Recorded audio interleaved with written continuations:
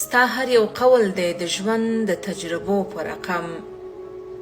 ستا هر یو قول دی د ژوند د تجربو په رقم زه به ستا لار تعقیبوم کړو وعدو په رقم هره خبره چې رایاده کړم پیغام دی پکې تکراروم یې د ملا د مسئلو په رقم بغیر له ربه که بل چاته سجده روا وی زه 5 وخته درتلم تا ته جماعتو په رقم پلاره دا ستا پندونه زه د ژوندانه جوګه کړم پلاره دا ستا پندونه زه د ژوندانه جوګه کړم پرې مې عمل دی د قرآن